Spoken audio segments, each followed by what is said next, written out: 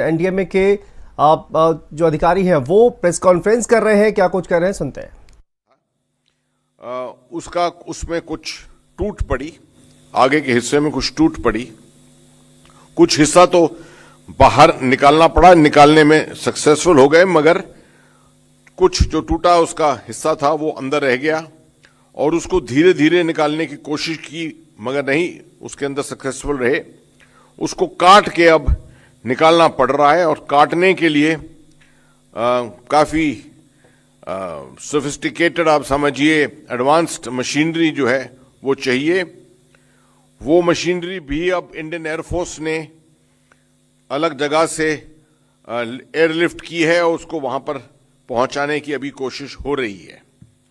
तो हाल में अभी के लिए टेम्पररी जो ये ऑगर का रूट था, ये तो आप समझिए कि इस पे कोई ज्यादा प्रोग्रेस नहीं हुई है, हॉल्ट हो गया है और अब कटर्स का काम वहां पर ज्यादा है, कटिंग का काम है, जिससे कि जो अंदर फंसा हुआ माल है इसका उसको निकाला जाए।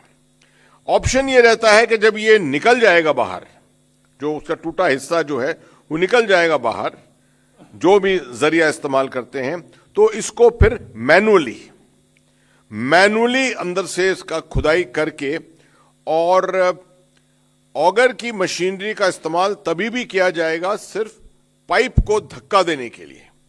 पाइप आप मैनुअली खोद कर और फिर पाइप को धक्का देंगे। मैनुअली जब कहते हैं खोदना, उसके लिए भी पावर टूल्स हैं, पावर टूल्स आते हैं, पावर टूल्स का इस्तेमाल किया जाएगा, मगर ऑब्वियसली प्रोसेस जो है वो उतना ज्यादा तेज नहीं होगा जैसे पहले 4 से 5 मीटर पर घंटा था, वो उस तरह की स्पीड नहीं आएगी। मगर अच्छी चीज तो यह है कि ये रास्ता बना हुआ है, इसको स्टेबलाइज करना है, स्टेबलाइज रखना है और इस जरिए को हमने इग्नोर नहीं करना है।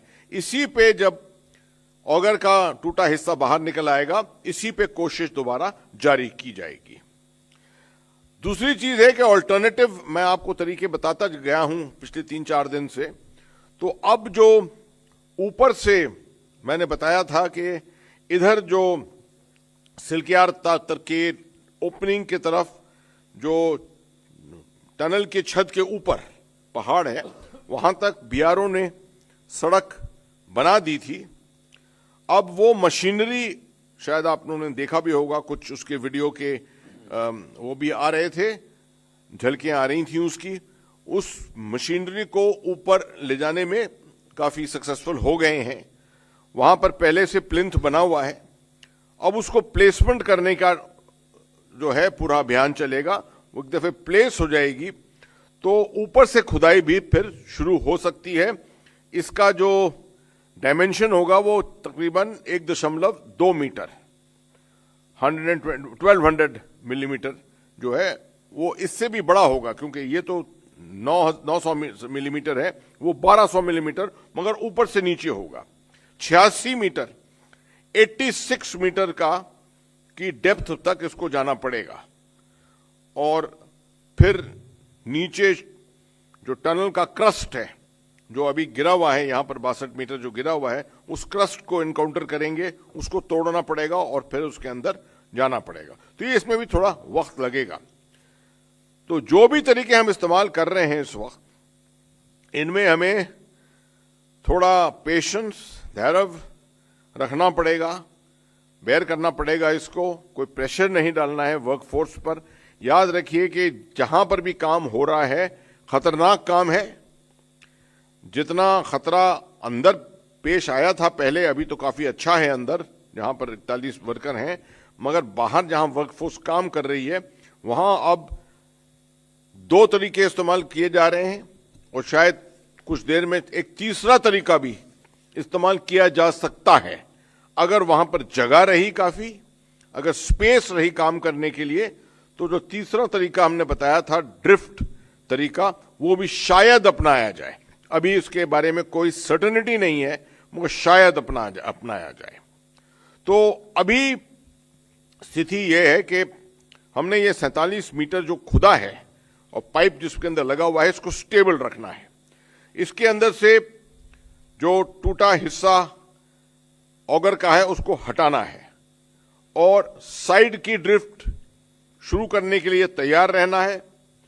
टॉप डाउन ड्रिलिंग की तैयारी करनी है और मेरे ख्याल में अगले कुछ 1 या 2 दिन में, शायद उससे पहले, इसकी भी ड्रिलिंग शुरू हो जाए।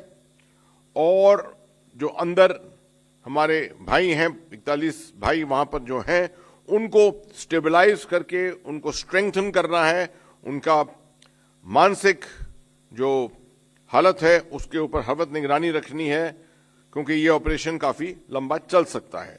और बाहर जितने उनके रिश्तेदार हैं उनको दिलासा देनी है, उनको उनका मोरल मोटिवेशन जो है उसको मेंटेन करना है। मैं समझता हूं कि एक ऑपरेशन में ये एक समझ से ये नुक्ते हैं, इस वक्त ये 5 नुक्ते हैं जो मैंने आपको बताए हैं, इनके ऊपर अभी पूरा जोर जो है वो सरकार देगी। अगर चौहान साहब कुछ बताना चाहेंगे आपको, कुछ और टेक्निक जो मैंने बताया है उसको थोड़ा और तफसील में शायद वो टेक्नोलॉजिकली आपको एक्सप्लेन करें। नहीं सर, आपने लगभग सभी बातें बता दी हैं। इसमें मैं ये कहना चाहूँगा, जो अगर मशीन में जो रोटर अंदर फंसा है उसकी वर्टिकल, उसकी ड्रिलिंग, उसकी कटिंग जो है वो कट करके उसको बाहर लाने में भी प्रोग्रेस हुई है। और सुबह से हम लगभग 6.6 मीटर उसको बाहर निकाल चुके हैं। तो एक तरह से हमारा रास्ता जो है वो भी 15 मीटर पहले निकल गया था और 6.6 मीटर की कटिंग कर ली है। तो कुल मिला के लगभग हम 22.6 मीटर के आसपास हमारा रास्ता क्लियर है। आगे हमें लगभग 25 मीटर की कटिंग और करनी है। और उसके लिए जैसे सर ने कहा, जो गैस कटिंग हो रही है, इसके अलावा और भी जो टेक्निक्स हैं कटिंग की, चाहे वो मैग्ना कटर हो या लेज़र कटर हो या इस तरह की जो टेक्निक्स हैं, उसके लिए भी प्रयास किए जा रहे हैं। लेकिन कटिंग का काम लगातार चालू है और प्रति आवर हमारी 1-2 मीटर से कटिंग आगे बढ़ रही है। धन्यवाद। Yeah, now we'll take some questions. Anybody? Yes, go ahead. Please take them. You want to start there? Okay, please go ahead. Sir मैं शोएब रजा इंडिया टीवी से। सर, जिसका जिक्र आपने किया है कि 62 मीटर जाने की जो कोशिश हो रही थी, 47 मीटर पर वो रुक गया, तो वो क्या उस दिशा में जो काम चल रहा था, क्या वो एक तरीके से क्या जीरो हो गया, फिर से दोबारा से करना पड़ेगा, या क्या है चीजें उसमें? नहीं, वो जीरो नहीं हुआ है। जो हम 47 मीटर तक पहुंच गए थे, उसमें 25 मीटर में वो जो अगर का रोटर फंसा हुआ है उसे काट के निकाल रहे हैं। जब वो पूरा निकल जाएगा तो 47 मीटर हमें क्लियर मिलेगा और उसके आगे हमें 10-12 या जितना भी आगे काटना है उसको हम मैनुअली काटेंगे। तो वो जो हमारी लीड है वो बरकरार है और उसी दिशा में हम काम कर रहे हैं। वो 47 मीटर जो है उसको स्टेबलाइज रखना है, हमने स्टेबलाइज रखना है, उतना हमने हासिल कर लिया है। उसके आगे जो है, जो ऑगर से करते, वो अब ऑगर से नहीं, हम उसको मैन्युअली करेंगे। मगर ऑगर, तो देखिए ऑपरेशन